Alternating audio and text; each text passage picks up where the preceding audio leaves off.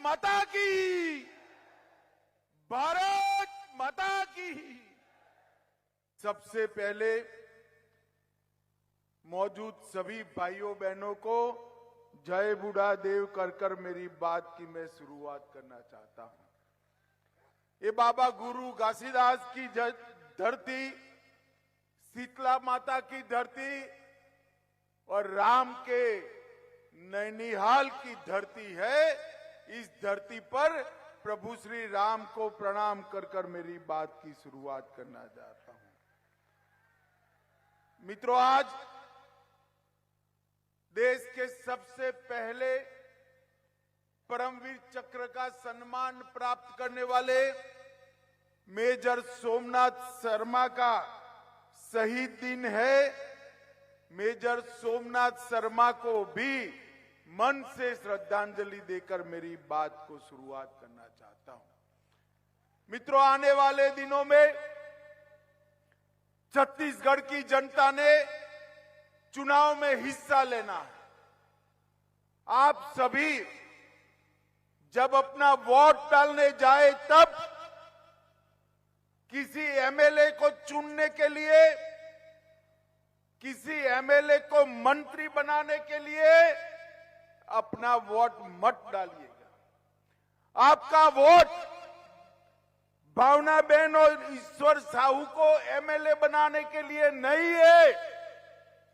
आपका वोट छत्तीसगढ़ का भविष्य संवारने के लिए आपका वोट भाई भुवनेश्वर साहू को न्याय दिलाने के लिए आपका वोट। और भुवनेश्वर साहू जैसे कई छत्तीसगढ़ के युवा या तो अपनी जान गंवाए हैं या अपना भविष्य करप्शन की भेंट चढ़ा दी। इन सब के भविष्य को संवारने के लिए आपका वोट आदिवासी बहुल्य क्षेत्र के लिए, आदिवासी क्षेत्र को नक्सलवाद को समाप्त कर विकसित क्षेत्र बनाने के लिए आपका वोट है। और आपका वोट पिछड़ा समाज से भरे हुए पूरे क्षेत्र को, मोदी जी की जो विकास यात्रा चल रही है, वो विकास यात्रा ये मुख्यमंत्री बघेल रोक कर बैठे हैं। मोदी जी विकास करना चाहते हैं, ये बाधा हटाने के लिए आपका वोट है। माताओं, भाइयों और बहनों, भारतीय जनता पार्टी ने पंडरिया से हमारी बहन भावना बोहरा को टिकट दिया है। पंडरिया में भावना बहन न केवल जिला पंचायत की सदस्य है, बालिकाओं को पढ़ाने के लिए काम करती है। इस सरकार के तुष्टीकरण की, वोट बैंक की राजनीति के खिलाफ बहुजन समाज का रक्षा करने का काम भी बहन भावना बहन करती है। पूरे क्षेत्र में स्वास्थ्य सुविधाएं प्रदान करना, free of cost blood test कराकर उनकी स्वास्थ्य की जानकारी देना और कबीरधाम जिला पंचायत में हर गांव में विकास के कामों को रफ्तार देने का काम कर रही है। मैं आज आपको यहां विनंती करने आया हूं कि भावना बहन को कबीरधाम से बाहर निकालकर पूरे पंडरिया का विकास करने का मौका आप दीजिए। ये मैं यहां विनंती करने आया। ईश्वर साहू जी है। ईश्वर साहू जी को जब मैंने संदेश भेजा, वो ना बोलते थे मुझे नहीं लड़ना है, मेरा स्वभाव नहीं है राजनीति। हमने ईश्वर साहू जी को आग्रह किया है कि आपको लड़ना पड़ेगा, लड़कर समग्र छत्तीसगढ़ में भुवनेश्वर के साथ जो न्याय हुआ, लॉन्च कर भुवनेश्वर की हत्या की, उसके न्याय की लड़ाई लड़नी पड़ेगी। और छत्तीसगढ़ में आगे कोई भुवनेश्वर को अन्याय न हो, ऐसी सरकार बनाने के लिए काम करना है। इसीलिए ईश्वर साहू जी खड़े रहे, चुनाव हमारे आग्रह पर खड़े रहे। ईश्वर साहू जी को जिताने का मतलब है भुवनेश्वर जैसे कई बच्चों को ये राजनीति, जो तुष्टीकरण की राजनीति कर रहे हैं मुख्यमंत्री, वो तुष्टीकरण की राजनीति से सुरक्षा देने का काम भी इसी ईश्वर साहू जी को जिताकर होगा। माननीय अरुण साहू जी ने ढेर सारी बात करी है। मैं और कोई बहुत लंबी बात करने नहीं आया हूं, मगर मैं इतना पूछने आया हूं, भाई छत्तीसगढ़ के खजाने पर, छत्तीसगढ़ का जो सरकार का तिजोरी है, इसमें जो खजाना है, इस पर अधिकार छत्तीसगढ़ के दलित, आदिवासी और पिछड़ों का है या नहीं है? मुझे जरा जवाब दो। आपका अधिकार है या नहीं है खजाने पर? ये भूपेश बघेल छत्तीसगढ़ के खजाने को एटीएम बनाकर ये दिल्ली के भाई बहन को चरणों में डालने का काम कर रहे हैं, छत्तीसगढ़ को लूटने का काम कर रहे हैं। जिनके मन में अपने प्रदेश की गरीब जनता के लिए भलाई न बसी हो, अपने प्रदेश की गरीब जनता के विकास करने की जगह जो व्यक्ति अपनी राजनीति का विकास करना चाहता हो, वो छत्तीसगढ़ का कभी भला नहीं कर सकता, छत्तीसगढ़ को आगे नहीं बढ़ा सकता। इसलिए मैं कहता हूं, एक कांग्रेस का बनाया हुआ प्रीपेड सीएम है। कांग्रेस ने प्रीपेड सीएम बनाया है।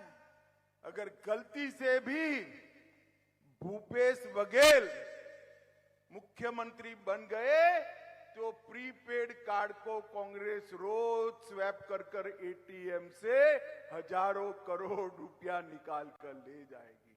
अब मुझे बताओ भाई, अगर ये सारा पैसा दिल्ली चला जाएगा तो छत्तीसगढ़ का विकास कैसे होगा? हो सकता है क्या? ये 5 साल में हमने जो 15 साल में किया था, उसकी उल्टी गंगा बहाने का काम ये भूपेश बघेल ने किया है। इस सीएम, इसकी वैलिडिटी इतनी ही है, इसका टॉकिंग टाइम इतना ही है, उतना डेटा का टाइम इतना ही है जितने टाइम इनका प्रीपेड कार्ड स्वैप होता रहेगा। भाइयों बहनों, जैसे प्रीपेड सिम कार्ड पैसा खलास होते ही बंद हो जाता है, ऐसे पैसा खलास होते ही सीएम का टाइम समाप्त हो जाएगा। और ये सीएम अपना टाइम समाप्त न होने के लिए ढेर सारे घोटाले ये 5 साल के अंदर किए हैं। इनको देखते ही पूरे छत्तीसगढ़ का युवा कहता है 30% भूपेश कक्का। पूरा युवा उनको देखते ही बोलता है 30% भूपेश कक्का। शराब घोटाला किया, जरा ध्यान से गिनना माताएं बहनें, आप भी गिनना। शराब घोटाला किया 2000 करोड़ का, कोयला परिवहन घोटाला 540 करोड़ का, गोठान घोटाला 1300 करोड़ का।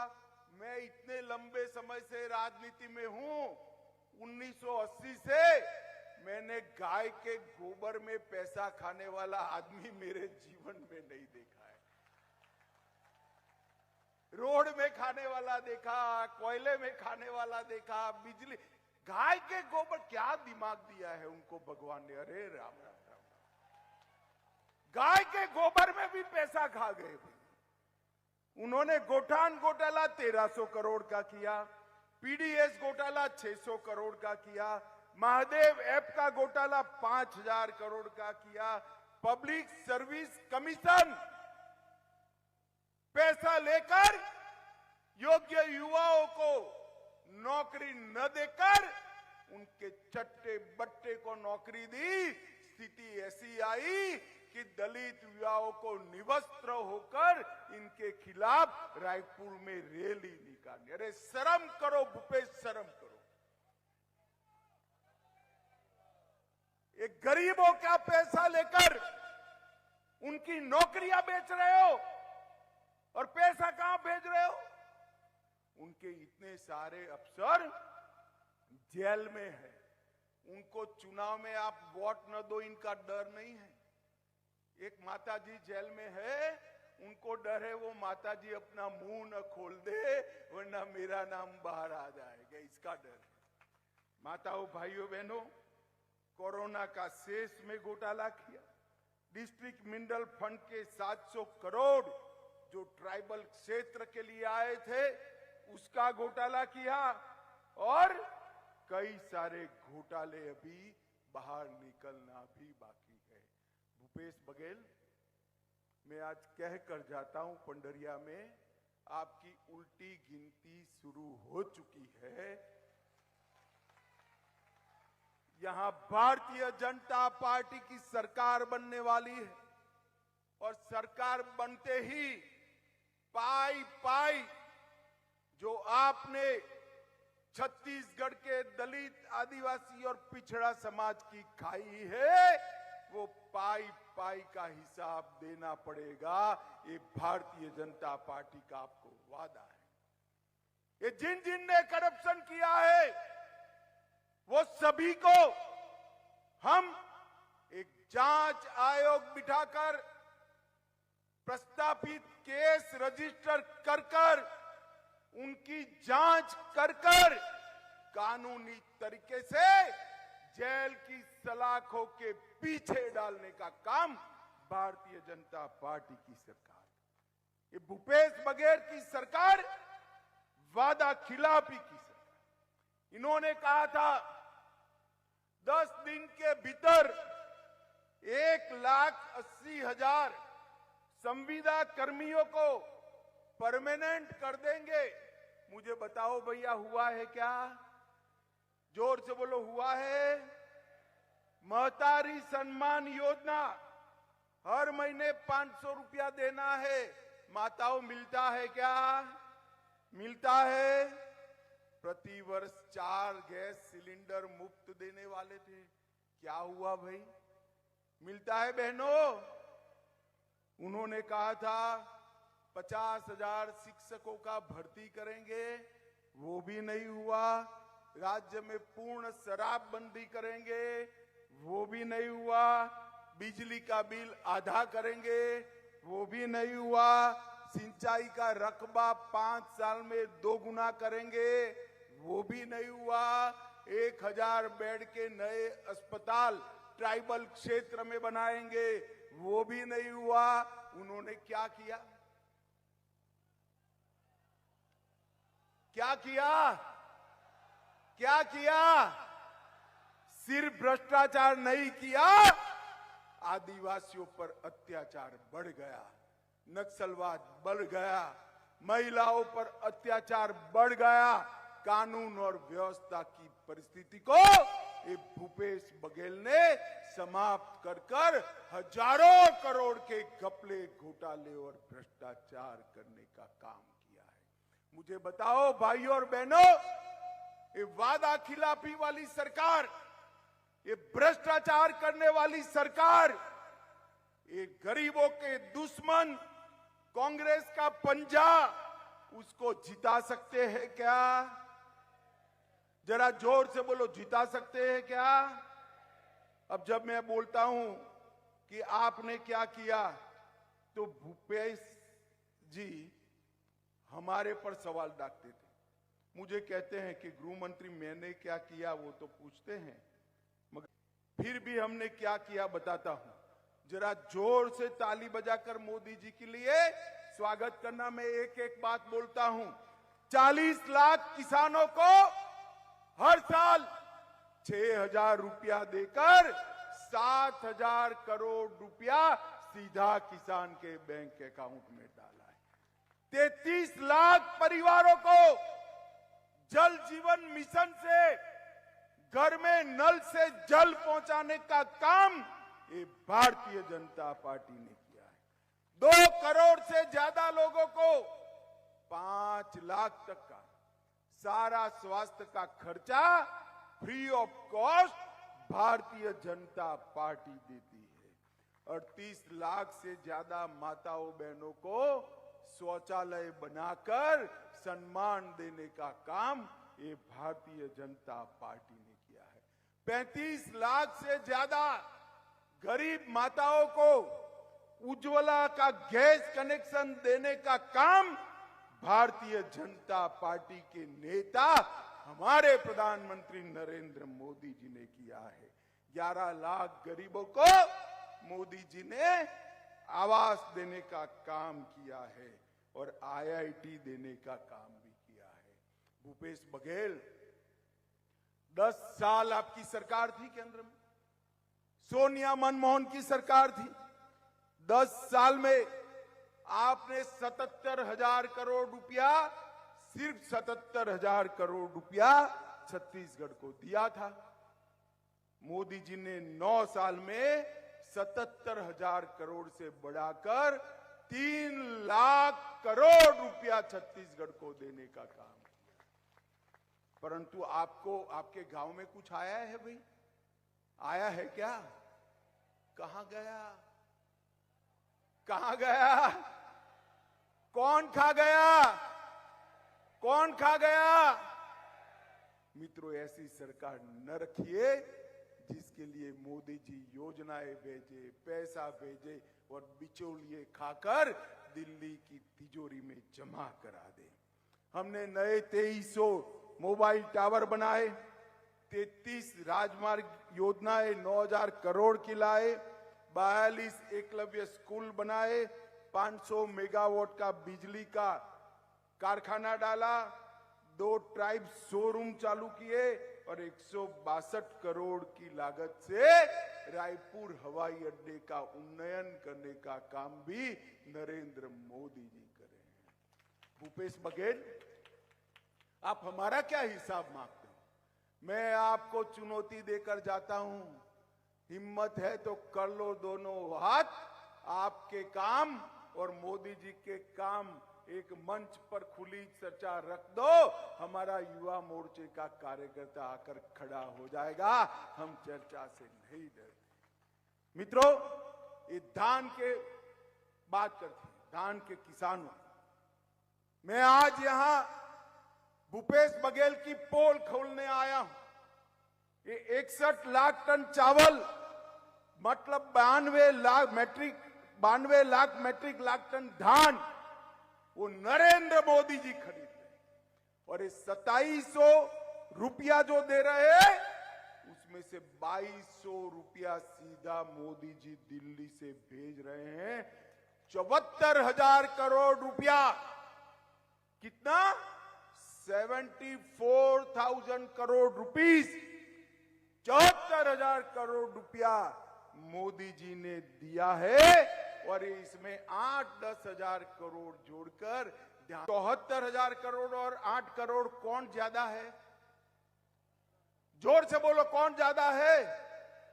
अरे भूपेश, आपके 7 गुना ज्यादा पैसा मोदी जी ने धान के किसानों के चेक में डाला है। क्या झूठ बोल रहे हो? क्या झूठ बोल रहे हो? ये झूठे लोगों की सरकार है। इन्होंने वन अधिकार पट्टा भी नहीं दिया। हमने हमारे 5 साल में 4 लाख से ज्यादा वन अधिकार पट्टा दिया था, उन्होंने 54,000 दिया है। तेंदु पट्टा में भी उन्होंने बहनों की चरण पादुका योजना को बंद कर दी और उन्होंने सिर्फ 2 वर्ष में 23 लाख मानक बोरा ही खरीदा है। हमारे रमन सिंह जी के अंतिम 2 वर्ष में हमने 32 लाख मानक बोरा तेंदुपत्ता खरीदा था और बोनस भी दिया था। कांग्रेस ने 4 साल से बोनस भी नहीं दिया है। और मित्रों, सबसे बड़ी बात है, एक कांग्रेस के राज में दिन दूनी रात चौगुनी धर्मांतरण बढ़ रहा है। कोई भी नागरिक मन से जिसकी भी पूजा, जिसकी भी उपासना करे, इसका हमारा संविधान ने छूट दिया है। मगर सरकारी मशीनरी का उपयोग कर कर गरीब आदिवासियों का धर्मांतरण कराने का ये जो शुरुआत किया है ना, वो छत्तीसगढ़ के लिए अच्छा नहीं है। और घर घर में, गांव गांव में इसके कारण संघर्ष पैदा हुआ है। कानून और व्यवस्था की परिस्थिति बिगड़ी है। मैं आज कहकर जाता हूं, हमारी सरकार किसी के भी धर्म के मामले में दखल नहीं करेगी और सरकार प्रेरित धर्मांतरण को बिल्कुल कठोरता के साथ रोकने का काम ये भारतीय जनता पार्टी करेगी। मोदी जी ने 23 अलग अलग जनजातियों को एसटी की सूची में डाला। एसटी के कल्याण के बजट को 29,000 करोड़ कांग्रेस के समय में था, उसको बढ़ाकर 1,32,000 करोड़ रुपया करने का काम नरेंद्र मोदी जी ने किया। भगवान बिरसा मुंडा के जन्मदिन पर जनजाति गौरव दिवस मनाने की शुरुआत की और ओडिशा की गरीब घर की बहन द्रौपदी मुर्मू को महामहिम राष्ट्रपति द्रौपदी मुर्मू बनाने का काम भारतीय जनता पार्टी ने किया। मोदी जी ने ओबीसी के लिए, पिछड़ों के लिए सबसे ज्यादा काम अगर किसी ने किया है तो हमारे प्रधानमंत्री नरेंद्र मोदी ने किया है। आज भारत सरकार की कैबिनेट में 27 मंत्री है। मंत्रियों में 35% मंत्री पिछड़ा समाज से है। अब तक कांग्रेस ओबीसी कमीशन को संवैधानिक मान्यता नहीं देती थी। भारतीय जनता पार्टी ने ओबीसी कमीशन को संवैधानिक मान्यता दी। ओबीसी की सूची को संशोधित करने का अधिकार राज्यों को देने का काम भी नरेंद्र मोदी जी ने किया। एमबीबीएस और एमडी के दाखले में अब तक केंद्र के कोटा में ओबीसी रिजर्वेशन नहीं था। नरेंद्र मोदी जी ने ओबीसी रिजर्वेशन किया और इसके साथ साथ पेट्रोल पंप और गैस की एजेंसियों में भी ओबीसी रिजर्वेशन करने वाला कोई और नहीं, हमारे नेता नरेंद्र मोदी जी थे। मित्रों, छत्तीसगढ़ में हमने 15 साल शासन किया है। सबसे पहले चावल की ढंग से पहुंचाई करने वाला अगर कोई था तो हमारे नेता रमन सिंह जी ने करी थी। आज भी लोग उनको चावल वाला बाबा कहते हैं। 50% महिलाओं को आरक्षण पंचायत में देने वाला सबसे पहला राज्य हमारे समय में छत्तीसगढ़ बना। महिला मजदूरों को मातृत्व का अवकाश देने वाला पहला राज्य भी छत्तीसगढ़ बना। हमारे ही समय में education, power hub, cement hub, इस्पात हब, एल्यूमिनियम हब वो बनाने का काम हमारे नेता रमन सिंह जी ने किया। एनआईटी, आईआईटी, आईआईटी, आईआईएम और एम्स जैसे संस्थान भी हमारे शासन के अंदर आए। 40,000 से ज्यादा नए स्कूल बनाए। सभी जिलों में लाइवलीहुड कॉलेज स्थापित किए और छत्तीसगढ़ की महिलाओं के लिए वन स्टॉप सेंटर शुरू करने वाला भी छत्तीसगढ़ में भाजपा ने शुरुआत की थी। आप हमारा हिसाब मांगते हो बघेल जी, हम आपका हिसाब मांगते हैं। और मेरा तो आपको चैलेंज है, कहीं पर भी सार्वजनिक चर्चा करिए। और माताओं, भाइयों, बहनों, अंत में मैं 2 ही बात कहना चाहता हूं। ये कश्मीर जो है हमारा है या नहीं है, जोर से बताइए। जोर से बोलिए, कश्मीर है या नहीं हमारा? धारा 370 हटनी चाहिए या नहीं हटनी चाहिए? एक कांग्रेस पार्टी ने अनौरत संतान की तरह धारा 370 को अपनी गोदी में पाल कर रखा था। 5 अगस्त 2019 को नरेंद्र मोदी जी ने धारा 370 को उखाड़ कर फेंका और एक कश्मीर को हमेशा के लिए भारत के साथ जोड़ने का काम किया। भारतीय जनता पार्टी के स्थापक श्यामा प्रसाद मुखर्जी के स्वप्न को मोदी जी ने पूरा किया। और मित्रों, मैं राम के नैनीहाल में आया हूं। अंत में पूछना चाहता हूं, अयोध्या में राम मंदिर बनना चाहिए था या नहीं बनना चाहिए? अरे जोर से बोलो नैनीहाल वालों, बनना चाहिए था या नहीं बनना चाहिए था? एक कांग्रेस पार्टी 70 साल से राम मंदिर को अटका रही थी, भटका रही थी, लटका रही थी। मोदी जी ने एक दिन सुबह वहां जाकर भूमि पूजन किया और मैं आपको निमंत्रण देने आया हूं। 22 जनवरी को मोदी जी रामलला की प्राण प्रतिष्ठा करने वाले हैं। एक कांग्रेस पार्टी ने भारतीय संस्कृति का गौरव कभी नहीं बढ़ाया। न केवल राम मंदिर बनाया, काशी विश्वनाथ का कॉरिडोर, महाकाल लोक, सोमनाथ का मंदिर भी सोने का बन रहा है। मित्रों, नरेंद्र मोदी जी ने भारतीय संस्कृति को गौरव देने का काम नरेंद्र भाई ने किया है। और अंत में मैं एक ही सवाल पूछना चाहता हूं, अगर गलती से भी भूपेश कक्का 30% की सरकार आ गई, नहीं आएगी मैं तो जानता हूं, मगर मुझे बोलने तो दो, गलती से भी आ गई तो मोदी जी को छत्तीसगढ़ का विकास वो करने देंगे क्या? जरा जोर से बोलो, करने देंगे? तो सरकार ऐसी लानी चाहिए जो मोदी जी को छत्तीसगढ़ का विकास करने दे। डबल इंजन सरकार लानी चाहिए। आगे आ जाइए दोनों प्रत्याशी। मुझे बताओ, बहन भावना को और ईश्वर साहू को प्रचंड बहुमत से जिताएंगे क्या? कमल के निशान पर बटन दबाएंगे? भाजपा सरकार बनाएंगे? 24 में मोदी जी को फिर से प्रधानमंत्री बनाएंगे? तो मेरे साथ दोनों हाथ उठाइए, उठाइए दोनों हाथ और प्रचंड आवाज से बोलिए, भारत माता की, भारत माता की, भारत माता की, वंदे वंदे वंदे। बहुत बहुत धन्यवाद पंडरिया वालों का, बहुत बहुत धन्यवाद। जुहार।